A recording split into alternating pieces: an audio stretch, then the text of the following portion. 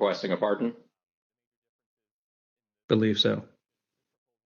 The general tone was, we may get prosecuted because we were defensive of, the president's positions on these things. The pardon that he was requesting, was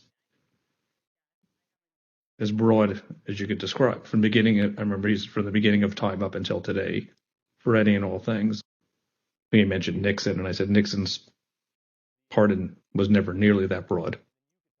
And are you aware of any members of Congress seeking pardons? I guess Mr. Gaetz and Mr. Brooks, I know, have both advocated for there to be a blanket pardon for members involved in that meeting, and a handful of other members that weren't at the December 21st meeting as the preemptive pardons.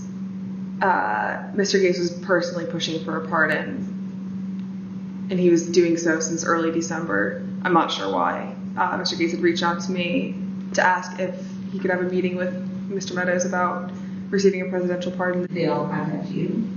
Not all of them, but several of them did. So you mentioned Mr. Gaetz, Mr. Brooks.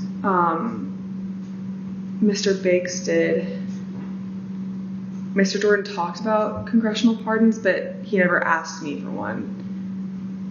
It was more for an update on whether the White House is going to pardon members of Congress. Mr. Gohmert asked for one as well. Mr. Perry asked for a pardon too. I'm sorry, I need to cut you off. Did he talk to you directly? Yes, he did. Did Marjorie Taylor Greene contact you? No, she didn't contact me about it. I heard that she had asked White House Counsel's Office for a pardon from Mr. Philbin, but I didn't frequently communicate with Ms. Greene. Are you aware of any conversations or communications regarding the possibility of giving Congressman Matt Gaetz a pardon?